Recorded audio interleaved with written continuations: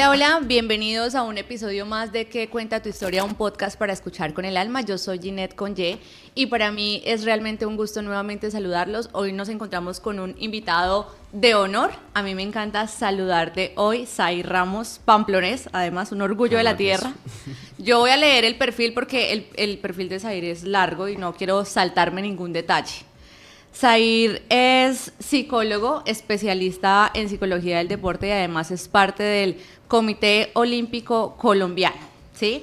Zair es una persona que se ha destacado por acompañar a atletas de élite del nivel de, por ejemplo, nada más y nada menos que Ángel Barajas, nuestro cucuteño, orgullo cucuteño, y otros atletas de gran nivel, pero además pues también ha acompañado a otros deportistas, es profesor, es una persona que evidentemente ha venido desempeñando diferentes roles que hoy le dan el criterio, ¿sí? Para hablar con mucho nivel. Pero más allá de eso, queremos es conocer a Zair, ¿sí? No queremos hablar de los deportistas que acompaña, sino queremos conocer la historia de Zair, lo que está... la esencia de Zair, ¿no? El entorno de Zair, que ha sentido, que ha descubierto, que ha logrado aprender en ese camino en donde de pronto mucha gente ve a quien brilla, ¿cierto? Porque justo venía un poco pensando eso mientras manejaba para acá. Y es que siento yo que en Colombia nos gusta mucho el deporte, pero tristemente, esto es una opinión súper personal, en el deporte pasa algo y es que nos gusta mucho ver los triunfos deportivos, ¿no? Y el resultado del deporte. Tú acompañas el proceso deportivo y creo que eso es una de las cosas más chéveres de tu proceso, pero también ha de ser muy retador y muy frustrante. Pienso, ¿no? Por eso quiero que hoy nos cuentes tu historia. Cuéntanos quién es Zair, qué haces Zair y qué cuenta tu historia. Bienvenida. Ginette, muchas gracias por esta invitación. Yo venía, también ahorita que venía manejando, venía muy emocionado, ¿verdad? Por estar acá, por contar la historia, porque precisamente pienso que lo que tú decías ahorita, muchas veces se habla solo del resultado, y Colombia es un país donde sí que se habla. Muestra de eso es que cuando los atletas, por ejemplo, tienen unos resultados que ellos creen que no son los que deberían tener, los acaban a críticas, los acaban a golpes en las redes sociales, ¿no? Pienso que a veces como sociedad tendemos a ser un poquito así, ¿no? Solo mirar el logro y no el proceso que hay detrás de eso. Entonces, muchas gracias de verdad por la invitación. Bueno, digamos que esa pregunta me encanta y es, digamos, cuenta tu historia, ¿no? Mira, Zair es una persona que decidió acompañar como profesión. Zair es un pamplonés de 34 años, familiar, es un amante del arte, de la música, es un creyente en la familia, en que es el inicio y es el refugio. Zair es un pamplonés que creció entre esas montañas y entre ese silencio y entre mucho arte, y gran parte de ese silencio y ese paisaje hermoso me dio a comprender que muchas veces las emociones no se ven, pero sí que se sienten de una forma muy grande. Años después la psicología me dio la oportunidad de poder entender que también lo invisible se puede entrenar, que lo invisible también se entrena.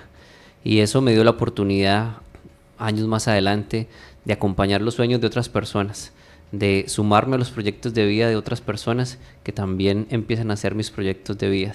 Acompañarlos desde el silencio, acompañarlos desde detrás de bambalinas, no en la primera plana, sino tal vez en aquello que nos sale. Acompañarlos desde el respeto, acompañarlos en el sufrimiento, en el dolor y en la victoria. Es por eso que esa es mi historia. Wow, qué lindo. Y eso que dices de lo invisible también se entrena, me genera mucho eco. ¿Cómo es eso de que lo invisible también se entrena? Muchas veces no nos damos cuenta, digamos que en una sociedad donde yo llamo lo MIDI, a mí que me gusta la música, Lo MIDI es como, por ejemplo, que tú puedes emular Ajá. un sonido, digamos, de un violín, lo puedes hacer a través de una organeta, ¿sí? Entonces, eso es un concepto que creció en los 90, que es el MIDI, y bueno, hoy en día creo que lo MIDI es como lo fácil, lo rápido, ¿sí? Lo inmediato. Muchas veces hoy lo MIDI es lo que vemos, y por eso aquello de que lo invisible, digamos, también se entrena, y es el poder, digamos, de creer en los procesos, porque todo lo bueno viene a través de eso, viene a través de los procesos, y pienso que para creer en los procesos, pues hay que tener presente la fe, ¿no? La fe, y eso que es la certeza de lo que tú esperas, pero lo que no ves. Ok. Bueno. Zair, quién eras tú antes de encontrarte con este contexto del deporte de élite? Ok. Yo era alguien con ganas de ayudar, sí, indiscutiblemente creo que siempre lo he tenido, pero a diferencia de tal vez lo que las personas de pronto piensan de uno, es que uno tenía como claridad en las metas y no, sabes que no. Siempre dudé mucho del rumbo, ¿no? Siempre dudé mucho de hacia dónde ir, ¿no? Y creo que esto, por ejemplo, no fui de los que dije, uy, yo quería psicología desde el primer instante, creo que no fue lo mío, ¿sí? Sin embargo, antes del alto rendimiento, digamos, pienso que eso me dio a mi estructura, ¿sí? Me dio estructura, pero digamos que de alguna otra manera también me dio un desafío, por ejemplo, para el éxito, digamos que darle más sacrificio al valor personal, darle más sentido al valor personal. Entonces, digamos que esa es una de las cosas que como que antes y después de estar como en el alto rendimiento. ¿Y por qué dices que no era un camino fijo? O sea, ¿cómo entonces aparece? Bueno, vamos por partes. O sea, Ok, ¿cómo, ok. cómo aparece entonces la psicología y cómo aparece la psicología del deporte? Bueno, la psicología, creo que así mi mamá que vea el episodio, porque, Mamá, estoy triunfando. porque mi mamá sabe que la psicología llegó a mi vida huyendo de las matemáticas, ¿Ah, según, sí? según yo, ¿no? Según yo. ¿No crean en eso? Pero eso no es así. No. No es así. Llegó la psicología, digamos que no algo en lo que tenía convicción, pero sí algo que llegó como algo muy bonito, que me fui enamorando en el tiempo, ¿sí? Digamos que los primeros tiempos tuve como ese choque entre lo que estaba estudiando. Siempre he sido tirado muy por el arte, ¿no? Y creo que eso también nos encontró a nosotros en un tiempo. Ahorita les contamos cómo nos conocimos Sí, Zair y yo. exacto.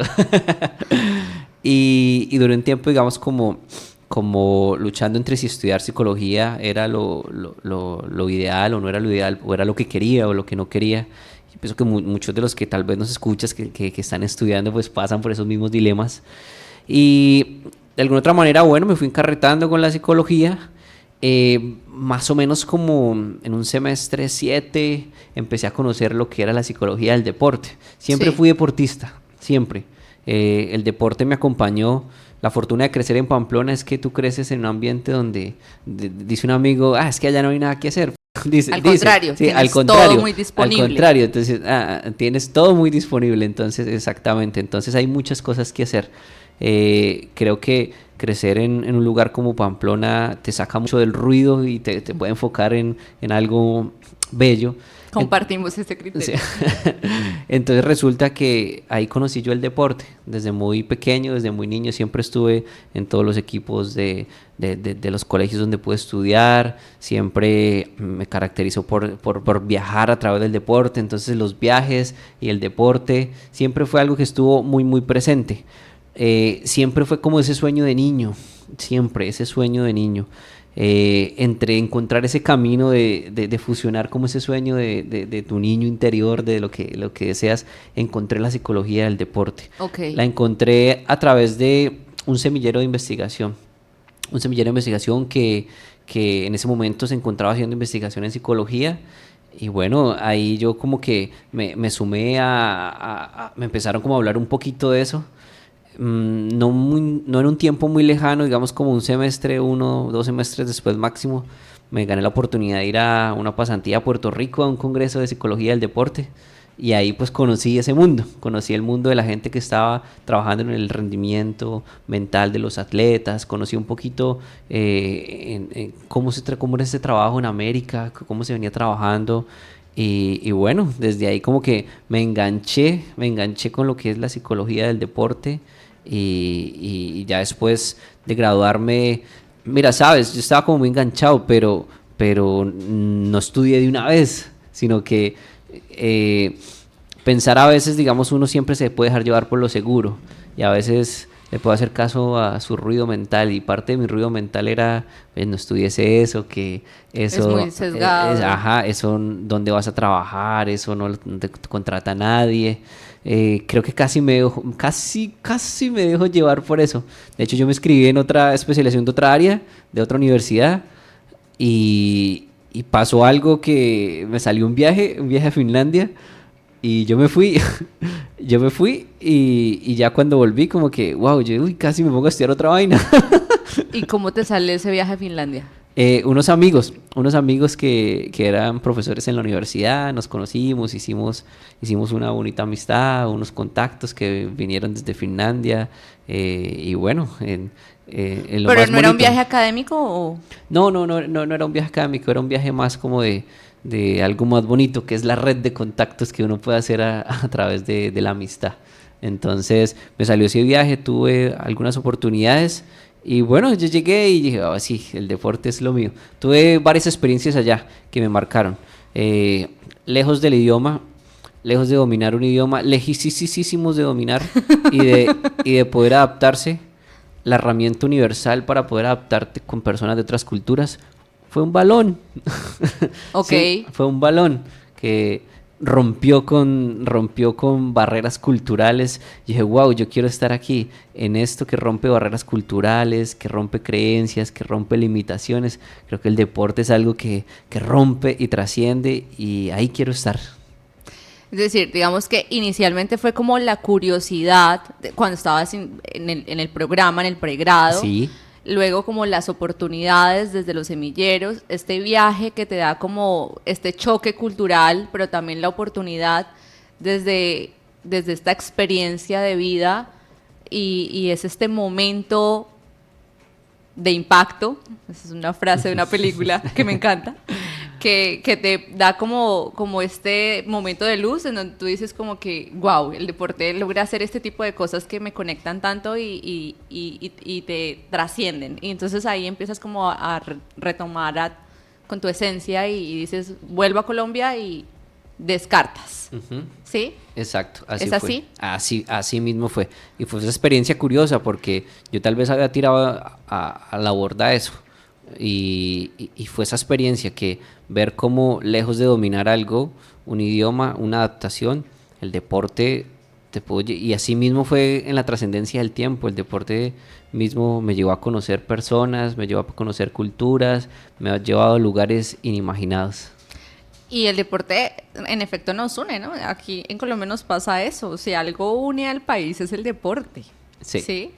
Y a mí eso siempre me ha parecido un fenómeno social bien paradójico, particular y paradójico, ¿no? A veces también genera otro tipo de efectos que también son particularmente extremos, ¿no? Entonces, que también creo vale la pena estudiar y discutir Ujú. y analizar y bueno, de lo que no vamos a hablar ahora mismo, pero creo que el deporte logra mover muchas fibras porque en efecto nos conecta con muchas pasiones, con muchas formas, ¿no? ¿Qué has logrado, qué ha logrado aprender Zair en esos procesos de acompañamiento? Cuéntanos un poco desde tu experiencia en los inicios y hasta ahora. Bueno, una de las cosas es que he descubierto mucho que todo el tiempo vivimos teniendo nuestras batallas internas, ¿no? Todo el tiempo también tenemos las batallas internas. Algo que me ha llevado a una enseñanza grande es que la calma que tú de alguna otra manera pretendes o quieres dar, primero tienes que construirla en ti. Eh, yo le hablo a mis atletas de tranquilidad. Mm, y me gusta que veamos la tranquilidad no como un interruptor que prendes o apagas. Y eso Ok. es algo que yo critico como a veces a la psicología moderna hoy en día. y es como que no podemos vender tranquilidad como un interruptor que prendes o apagas, como solamente un ejercicio que haces o no haces, sino la tranquilidad como el conjunto de tomar buenas decisiones en el día a día, ¿sí? Que te llevan a ese estado de tranquilidad. Creo que una de las cosas que he logrado aprender con el tiempo es que uno a veces cuando está arrancando, pues busca mucho generar interruptores en los atletas, o sea, como enseñar técnicas, enseñar aspectos, claro, que lo ayuden en un momento determinado, pero para trascender un poquito más, para ir un poquito más allá, digamos, tienes que uno, vuelvo y te digo, la tranquilidad que quieres impartir, debes reflejarla, pero sobre todo debes construirla en tu vida. Entonces, tener una mente lo más limpia posible ha sido muy importante para trabajar en esta profesión. Tener una tranquilidad familiar, económica, afectiva, espiritual. Creo que es muy importante, digamos, en esta profesión donde uno trabaja con personas. Pienso que es uno de los desafíos también que cuando tengo la oportunidad a veces de hablar con personas que estamos en el medio, son los desafíos que tenemos como profesión, como psicólogos, como personas que acompañamos a otras personas. Eso es uno de los aspectos que he aprendido con el tiempo. Tal vez uno cuando está arrancando, pues claro, es como, ok, hay un listado de cosas y para esto hagamos esto, y ojalá funcionara así este mundo hermoso de las personas, ¿no? No funciona así de forma genérica, no funciona para nada. Entonces, encontrar, digamos, la tranquilidad te permite ver bien, la tranquilidad te permite ver sin neblina, ver sin una venda en los ojos, y es que hay que buscarla, ¿no? Y bien dice un proverbio, dice, busca la paz y síguela, ¿no?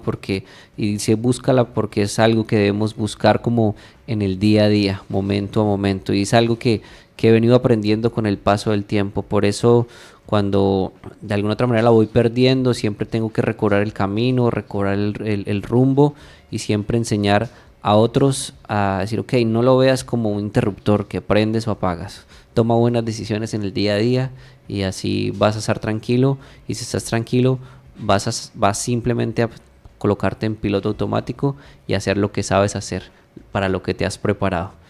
Eso es.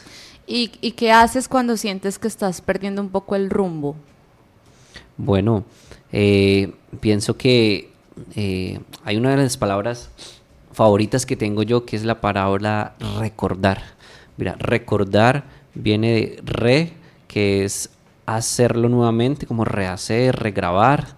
Cordar, que viene de cordis, que es cardio, que traducido es corazón. Entonces, si yo uno esas palabras, recordar me dice pasar nuevamente por el corazón. Ese es el significado de recordar. Entonces, muchas veces me sirve mucho recordar, pasar por el corazón. ¿Por qué hago lo que hago? ¿Por qué estoy acá? En esos momentos donde uno se abruma, en este mundo que no es fácil trabajar en el alto rendimiento, no es nada fácil. De hecho, trabajar con personas no es nada fácil. Entonces, ser psicólogo no es nada fácil. Ser psicólogo sí no es fácil. Entonces, digamos que recordar que es pasar por el corazón. Sabes, una vez escuché una frase de alguien, de un profesor, y decía, ¿saben cuál es el concepto más puro de ser psicólogo? Aquel que ustedes dijeron el primer día de clase. Entonces, a ver, pregunta para Ginette. ¿Qué es lo que casi todos dicen el primer día de clase? ¿Por qué estudiaste psicología? Ay, no me hagas decir eso porque Ramírez me mata. Ay, no, yo ya sé. Tú me contaste una vez. Porque me quedaba mucho tiempo libre. Sí, ya me acordé. No, pero yo te estoy hablando de tu respuesta. Digamos como el común denominador. ¿Cuál es como el común denominador? ¿Por qué la gente de los primeros semestres, por ejemplo, dice que estudió psicología? De alguna otra manera. ¿Qué crees? ¿Por qué la gente dice que estudió psicología? Sí, ajá. No, porque cuando entra primer semestre, dice, ¿por qué empecé a estudiar psicología? ¿Por qué estás estudiando psicología? Para comprender el comportamiento. Sí, para comprender el comportamiento.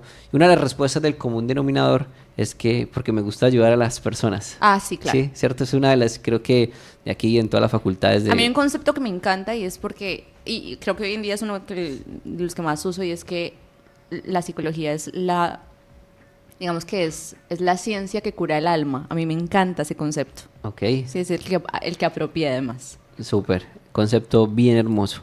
Entonces resulta que muchas veces para recobrar ese rumbo hay que recordar y es volver a pasar por el corazón, ¿cierto? Hay una frase que tal vez hemos escuchado miles de veces, pero que poco practicamos, que es como desconectar para conectar, ¿no? Lo escuchamos y hay libros con ese título y demás, pero poco lo sabemos aplicar en la vida práctica, ¿no?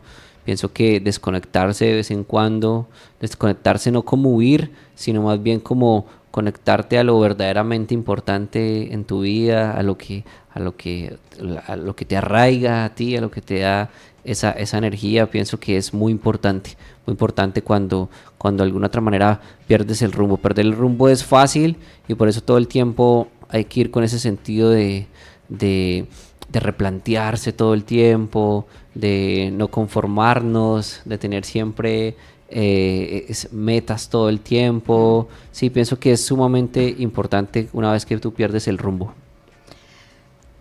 Zair, ¿tú sientes que has tenido que... Este capítulo se llamaba que la mente también se programa, Sí. ¿sí? ¿Tú sientes que has tenido que reprogramar la tuya en algún momento? Claro que sí, sí. Sí la he tenido que reprogramar porque, a ver, en el medio en que me muevo, pues lastimosamente se relaciona el triunfo con las medallas, ¿sí? Ok. Se relaciona el triunfo y se relacionan los éxitos con las medallas. De hecho, pues es un medio un poco hostil, lo amo, pero es un poco hostil porque nos dice el medio que si no estás en el alto rendimiento no existes, ¿sí? O sea, no existes, no. Es un poco lo que te decía al inicio. Sí, ajá.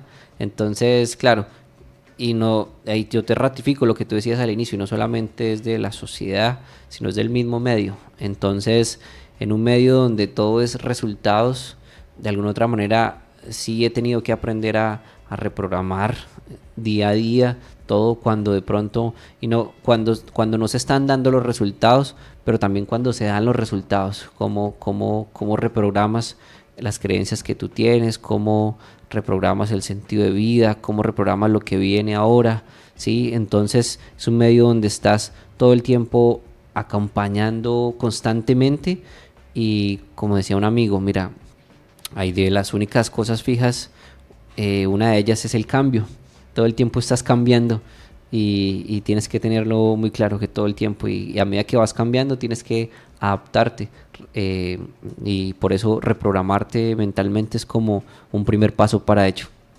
Ok, pero esa reprogramación que de alguna manera se da un poco también para tus atletas Ujú. en tu vida, por ejemplo, el concepto de éxito, ¿sí? ¿Tú crees que tu concepto de éxito ha cambiado? Sí. ¿Cómo define? O sea, ¿cómo definía Zair el éxito antes y cómo lo define ahora? Ok, mira, una frase que me da muchas vueltas siempre y que intento transmitir es: perder el miedo a perder es la única forma de ganar. ¡Wow! Y es cuando tú de alguna otra manera, o sea, te quitas eso de la cabeza, ¿sí? Te despojas. O sea, ajá, te despojas de eso. Está relacionado también con una frase que leí una vez en un libro que decía como que el miedo a la muerte no te impide la muerte, pero sí la vida, ¿sí? Entonces... Es muy poderoso sí. eso que acabas de decir. Ujú. Entonces, pienso que es una de las principales cosas en las que tienes que reprogramarte, ¿sí? O sea, perder el miedo a perder es el único medio para ganar, ¿no? Todos los días de alguna otra manera. Entonces, eso te va cambiando el concepto de éxito, ¿sí? Eso te va cambiando el concepto en no solo verlo a través de títulos, de medallas, de logros que de alguna otra manera sean tangibles, sino de algo más precioso que es lo intangible. Cuando decía la introducción al programa, y yo de hecho, digamos, como preparé un poquito esa introducción porque me la pregunta como que, bueno, ¿quién eres tú? Entonces yo hablaba un poquito acerca de eso, que entre el silencio y las montañas me empecé a dar cuenta, digamos, que las emociones no se ven, pero sí que se sienten muchas veces, ¿sí? Y que la psicología te permite entrenar lo que no se ve, ¿sí? Entonces, de alguna otra forma, esa modificación es a través de darle importancia a lo que la gente no ve, a lo que hay detrás, de lo que la gente ve como el éxito, ¿no? Eso es como que algo importante. Ok, ¿y es el mismo concepto que utilizas en tu proceso de acompañamiento deportivo? Sí, a pesar de que, vuelvo y te digo, como te decía, se nos mide por el éxito, por las medallas, en ese contexto hostil, de alguna otra manera, pues, digamos que no estamos como para evitar el error, sino que para que el error que se pueda cometer no te destruya, ¿sí? O Ok. sea, y cuando digo no te destruya es que muchas veces, por ejemplo, estamos en un medio donde por ejemplo, y de hecho hoy en esta modernidad donde uno encuentra tanto coach de autoayuda y demás que a veces tienen discursos un poco mega motivacionales, que a veces destruyen un poquito. ¿Por qué lo digo? Porque de alguna otra manera no siempre, por ejemplo, digamos, no siempre querer es poder, ¿sí? En deporte hay que entender eso y en la vida. No siempre querer es poder. Por ejemplo, que haya escuchado un video de Tony Nadal, que es, yo amo el tenis, trabajo en la gimnasia, pero amo mucho el tenis. Y Tony Somos Nadal, fanáticos de sí, Alcaraz. sí, eso, muy fanático de Alcaraz. Entonces Tony decía, mira, tú tienes que entender algo, no siempre querer es poder, él decía. ¿Por qué? Porque, por ejemplo, digamos que si Djokovic quiere ganar el Roland Garros y Sinner también, alguno de los dos no va a poder ganarlo, ¿sí? Alguno de los dos no va a poder. Entonces, no siempre querer es poder, decía. Muchas veces nos empoderamos tanto con que querer es poder, que de alguna otra manera lo que creamos es tan falsas expectativas que terminan en una frustración muy grande. Claro. Es un mensaje que yo a veces intento compartir en las categorías menores, sobre todo cuando se trabaja con los padres, ¿sí? Porque uno de los aspectos es eso, y una recomendación para los papás es eso. Ven, hay que hablar, no hay que empoderar falsamente a los atletas pequeños, a los atletas menores, ¿sí? Si bien hay que desearlo, no siempre querer es poder. Y decía, ¿por qué? Porque muchas veces nos planteamos metas que no son tan reales, que terminan es frustrándote demasiado, y esa frustración como que te en el piso, Te o sea, noquea. sí, exactamente, te noquea completamente. Entonces resulta que, por ejemplo, mira, y él decía en eso, Tony Nadal decía, muchas veces hacer las cosas bien no te va a garantizar el éxito, ¿sí? O sea, no siempre enlazándola con el mismo querer es poder. Hacer las cosas bien no te va a garantizar el éxito, pero dejar de hacer las cosas bien sí te garantiza el fracaso, ¿sí? Sí. Ok.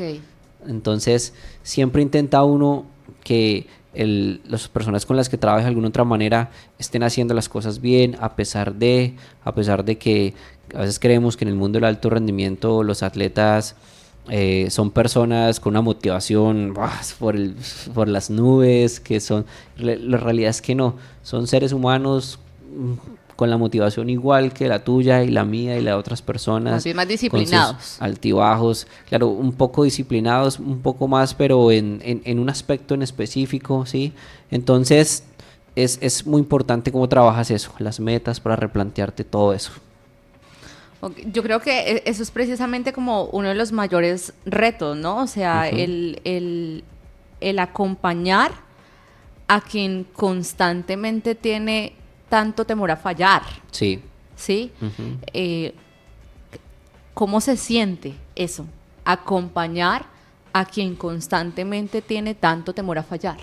Esa es muy buena pregunta.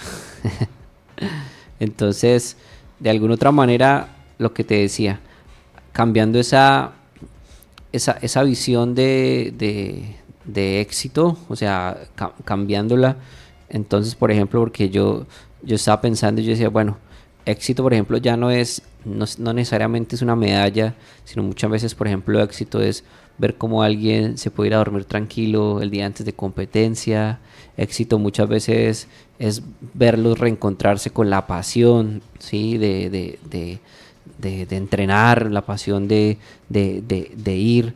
Entonces, de alguna otra manera, eso ayuda bastante a resolver, y digamos como que a reencontrarse con eso. El miedo a fallar es constante, ¿no? Como yo te decía en la frase ahorita, te dije, digamos que lo que yo te decía, que para poder, por ejemplo, digamos que perder el miedo a perder es la única forma de ganar, ¿sí? Esa frase me impactó un montón, te lo confieso. Sí, hay que ponerla en práctica porque... No, total, o sea, Ajá. me hace mucho eco. Ok, Sí, o sea, me parece que todos de alguna manera tenemos un constante miedo a perder algo, ujú, ¿sí? Y eso a veces incluso puede volverse una limitante, ¿no? Porque esos temores nos impiden muchas cosas. Y siento que sí, probablemente el despojarnos de esos miedos como que pueden ayudarnos a, como que catapultan un montón. Solo que sí me surge de pronto también una pregunta y es sí. hasta qué punto de pronto, o sea, cómo se equilibra un tanto como esa aceptación o esa motivación y la no mediocridad, ¿no? Que es, por ejemplo, un miedo infinito que yo tengo. Lo sé. Gracias. Me siento honrada. Mediocre jamás. Sí, entonces, por ejemplo, sí, ese es un miedo infinito. Sí, Yo lo reconozco. No, ¿cómo uno lidia con eso? ok. Claro, y esa es como una pregunta, ¿no? Siempre como no caer en eso, ¿no? En la mediocridad. Y pienso que todo el tiempo, por eso, definir día a día, algo que uno recomienda mucho como psicólogo a veces, y no es la excepción en los atletas, es como, por ejemplo, tener unos famosos diarios emocionales, ¿no? Porque cuando tú colocas las cosas como en perspectiva, cuando tú escribes y escribes de alguna otra manera, no desde tu ego, ¿sí? O sea, como no, lo que yo tengo que lograr, lo que yo merezco, lo que yo necesito, sino de alguna otra manera lo que estás logrando en el día a día, cómo aceptas, a ver, cómo aceptas, por ejemplo, ese presente. Uno de los conceptos que a mí me encanta por ejemplo, de ansiedad, digamos, concepto no tan formal, pero que yo utilizo mucho en mi quehacer día a día, es que la ansiedad viene siendo parte del exceso de pasado y futuro y la ausencia de presente, ¿no? Y cuando tú, por ejemplo, estás muy en el pasado y estás muy en el futuro, en parte es el ego de uno, ¿sí? Sí. Queriendo, digamos, como, por ejemplo, el futuro. Entonces, la próxima vez voy a hacer esto, lo haré de esta manera, en la competencia voy a trabajar, me voy a desquitar, voy a ir, ¿sí? O cuando tú, por ejemplo, pues, o estás en el pasado, no, pero ¿por qué pasó esto? Te desconectas mucho del presente, y por eso, para lidiar con eso, con lo que tú decías, es muy importante, oye, ve, aceptar el presente, los resultados que son al día de hoy, ¿sí?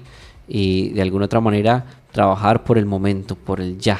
Pienso que parte de lo que nos impide es estar demasiado tiempo en el futuro, demasiado planeando. Y es una de las cosas que se evita también con los atletas jóvenes, porque es fácil para ellos, porque es que estamos hablando que la población en deporte muchas veces es gente muy joven.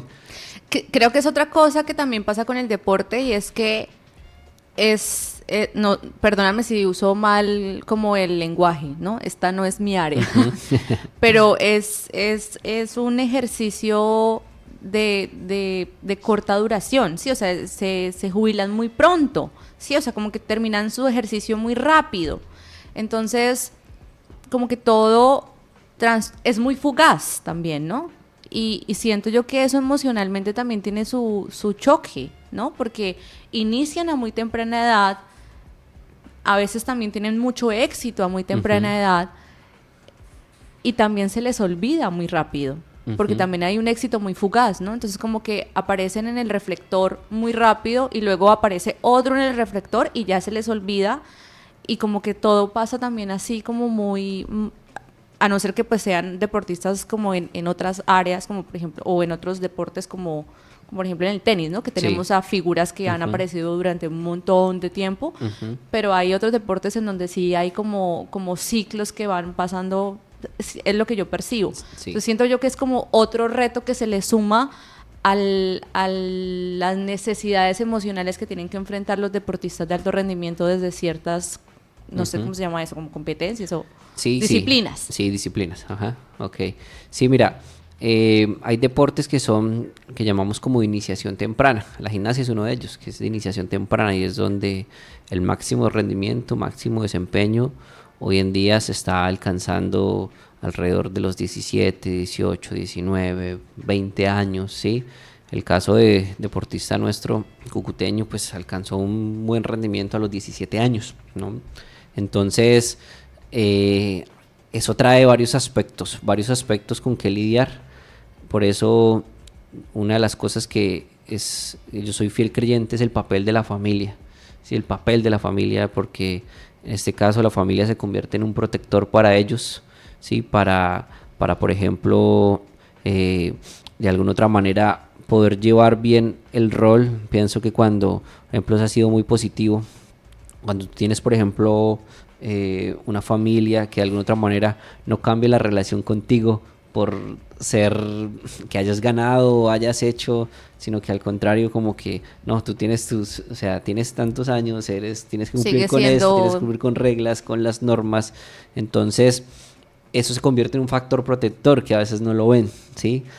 Ese tipo de deporte, tú hablabas de algo muy importante y es que, claro, tiene algo que es que el atleta como tal, es una de las personas que más se retira rápido de su profesión, ¿no? Entonces, cuando tú llevas más de 20 años haciendo solo una cosa, sí, pues digamos que se sufre como con un síndrome muy precoz, entre comillas, de retirada deportiva, sí, esa transición de esa retirada deportiva es uno de los aspectos que es sumamente difícil a veces de abordar, de trabajar con los atletas, que es esa retirada de sus carreras deportivas. Para eso, como yo decía en la pregunta anterior, estar muy conectados con el presente y no con quién era, quién pude ser o con quién quiero ser, digamos, juega un papel fundamental como quién soy, qué tengo, ¿sí? Cuáles son mis recursos, cuáles son mis herramientas en este momento, con qué cuento. Juega un papel fundamental entre quienes lo ven y entre quienes no lo ven. Ok. Sair, en tu proceso, ¿hay alguna historia, sin que nos hables específicamente de alguien, sino que únicamente nos describas como el contexto, que te haya marcado, acompañar algún momento particular de un deportista que tú digas como que este momento para mí fue fuerte, fue duro, me marcó por alguna circunstancia? Negativamente, o sea, algo, No sé, como que te haya causado mucho impacto, que tú digas como que lo recuerdo, no, puede ser por algo muy bueno o por algo que te haya causado impacto por alguna situación, por alguna circunstancia, no sé qué. bueno, pienso que hay muchas personas que lo han marcado a uno. Pues a mí principalmente me han marcado muchas personas. Siempre he estado muy agradecido con todas las personas de las que he estado rodeadas. Finalmente, pienso que la mayor fuente de inspiración aquí en la tierra ha sido mi mamá, ¿sí? Porque mi mamá es una persona que ha tenido que lidiar con muchas batallas, ¿sí? Muchas batallas y constantemente ha estado, o sea, ha estado haciéndolo y ver la actitud de ella ante la vida, o sea, eso de alguna otra manera me ha ayudado a reprogramarme, me ha ayudado a sacar la mejor versión de mí. Creo que ella ha sido desde su crianza hasta la vida adulta, todo el tiempo. Hace algún tiempo tuvimos que pasar por una situación muy difícil de salud de ella, un cáncer que la tuvo muy mal. Y pienso que eso tuvo tantas enseñanzas, pero la enseñanza principal es como ver la actitud de ella, o sea, ante la adversidad. Sí, pienso que es que el mayor acto de resiliencia fue el ejemplo, ¿sí? Y la resiliencia precisamente es un término que uno intenta mucho impartir en el deporte, ¿no?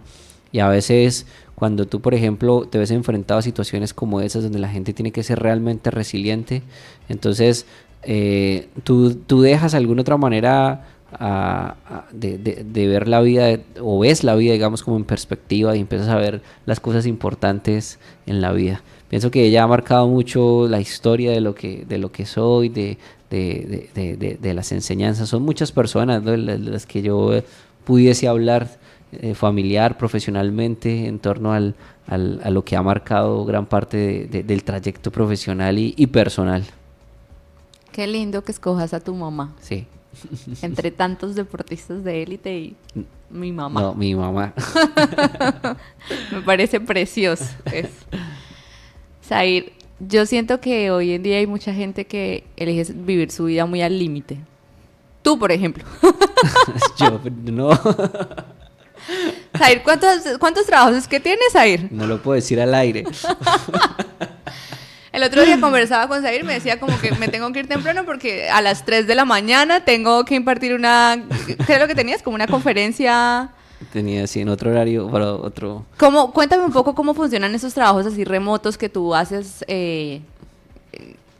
¿Cómo funciona eso? Un poco de tu trabajo así como remoto con el comité. ¿Eso es con el Comité Olímpico o Sí, cómo es? sí. Ajá. Cuéntame un poco sobre eso. Pues a veces, no siempre uno está con los deportistas en competencias. Ajá. Hay veces que sí está uno acompañándolos durante competencia, pero hay veces donde no todo el tiempo está. Ajá. Entonces cuando uno no está con ellos, pues digamos ellos están en otros países a veces, y cuando no se está en acompañamiento igual hay que hacer las intervenciones, hay que hacer las sesiones individuales, grupales. Entonces muchas de esas sesiones pues se cruzan, pues, si están en Europa pues igual le toca a uno acomodarse a los horarios de ellos. Entonces a veces pasa eso cuando no se viaja con ellos.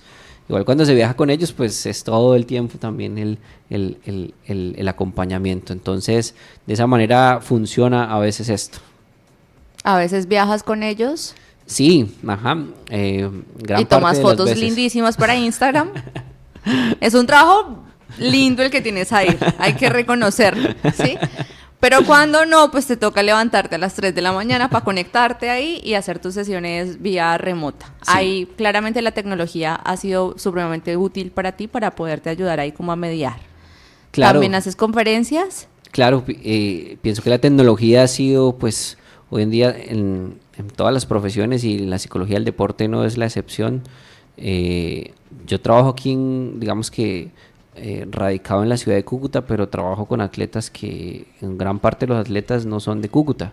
Entonces, pues la tecnología es el principal aliado en todo el sentido. El principal aliado en el envío de cuestionarios, en las conexiones que se tienen, en las pruebas que se hacen y que se pueden hacer de manera online. Entonces, pienso que sin la tecnología sería muy difícil dar cobertura a un atleta que tienes o en otro lado de tu lugar de vivienda o al otro lado del mundo, y eso lo permite la tecnología, igual que las conferencias, igual que es algo que te permite hacer, que te permite de alguna otra manera mostrar el trabajo. Las conferencias es algo que me gusta mucho, ¿no? Es algo que me apasiona demasiado. Algún día quisiera dedicarme a eso cuando sea grande. Mira, Zair, cambia, ¿sí? Cambia porque Zair es como... El otro día Diana me envió una imagen que decía como que ella se sentía que me caía un montón a mí porque decía como que Camilo, el cantante, Sí. era como cada vez que siento que tengo un colapso mental porque tengo muchas tareas, le agrego una más. Me dijo, mira, esta eres tú. Sí. Confirmo.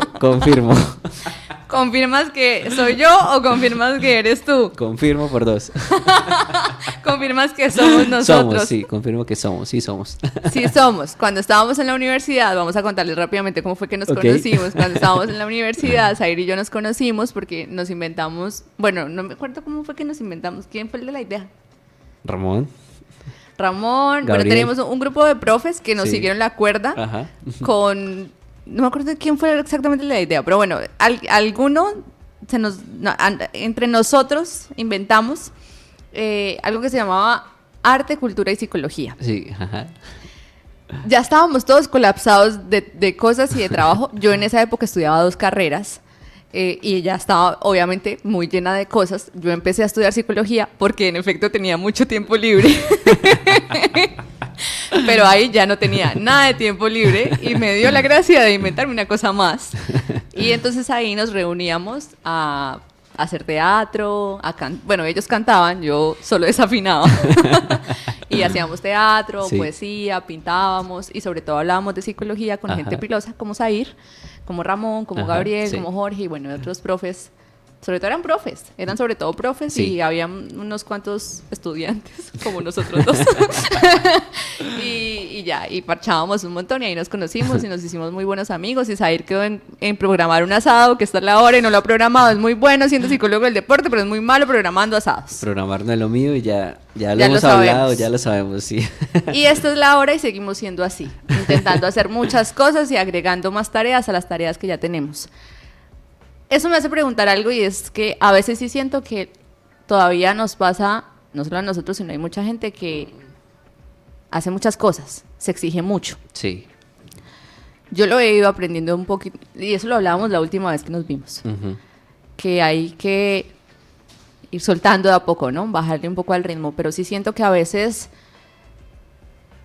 el mundo entiende o se siente culpable de soltar y de descansar. Sí. ¿Tú sientes que eso de pronto también pasa en el mundo de tu trabajo? ¿Que la gente se siente culpable por descansar? Sí, pasa bastante, porque a veces asociamos el descanso como con mediocridad, asociamos el descanso como, a ver, a veces se escuchan frases como a descansar al cementerio, sí, cosas muy duras como ese tipo de cosas. Hostil al ambiente. Sí, dices. hostiles, bien hostiles en este mundo y bueno, en el mundo de las empresas competitivas, el lenguaje también es muy parecido, ¿no? Y a veces sí se tiende a asociar. Y ahorita que hablamos de éxito, pienso que ha sido una de las cosas que tal vez a veces tenemos que reprogramar, ¿no? Entonces que por ejemplo, se nos habla de éxito, pero a veces como que es un éxito genérico. ¿Cómo así? ¿Por qué le digo que genérico? Porque es basado en muchas de las mentiras que encontramos en las redes sociales. Claro, Por ejemplo, estándares que nos has si tú no te vendido. levantas a las 5 de la mañana, si no te metes la cabeza en hielo, sí, si no desayunas esto y esto. Corres 5 kilómetros. Sí, si no haces corres, que ajá. Te haces el skincare y Ajá. es exitosa y... Entonces, asociamos muchas veces al éxito con un activismo que para quien lo hace de corazón está bien, pero si tú lo tomas como un estándar, pienso que no está bien para tu salud mental, ¿sí? Y a veces en este mundo de la competitividad, siempre hay que reevaluarnos ese concepto del éxito para no caer precisamente en autoculparse. Yo soy, pues, a veces, yo tengo que lidiar mucho con eso, ¿sí? Si Tatiana me está escuchando, pues, Tatiana es la esposa. ella lo sabe, Tatiana es mi esposa, y ella sabe que por ejemplo, a veces pasa eso, ¿no? Entonces yo tengo que librarme un poquito de eso porque a veces tenemos fines de semana donde compartimos el tiempo y yo, amor, ya mucho, hicimos mucho esto. Es como que sentirme productivo, necesito hacer. Entonces es algo con lo que te confieso que Sí, me lo lucho imagino. muchísimo, ¿sí? O sea, y que ella que lleva una vida no tan revolucionada como la mía, me ayuda mucho Ella es más a calma. reevaluar. Sí, claro, ella es mucho más calma. Creo que ella salió de Pamplona, pero Pamplona nunca salió de ella. Pero si nosotros también Porque- venimos de porque- Pamplona. sí, por eso. Pero, Explícame. claro, vinimos de allá, pero de alguna otra manera, creo que hoy en día no tenemos la revolución que Pero porque ya no tenemos la misma edad, sí, ¿sabes? bueno, sí, es verdad, eso es verdad. Es porque ya no tenemos la misma energía. Ya nos Es pesa. buen punto. Sí, es distinto. Es buen punto. Y ella que tiene un estilo de vida como mucho más calmado, mucho más en calma, me ayuda todo el tiempo a pensar como en eso. Sí, Claro. ya, cálmate con esto, sí. Pero creo que sí hay mucha verdad en lo que dices y es esa necesidad imperativa de reevaluar el éxito desde lo individual Sí, y no desde esos criterios sociales que nos han vendido en donde nos hacen pensar que tenemos que cumplir con un prototipo X, ¿no? Tal cual como lo estás diciendo, porque es una sobreproductividad nefasta que nos está acabando con la salud mental, ¿no? Y no siento que que ser productivos, tal cual como productivos muy entre comillas, porque sí siento que nos lo vendieron mal y Sí, lo compramos mal, lo compramos mal. Ujú.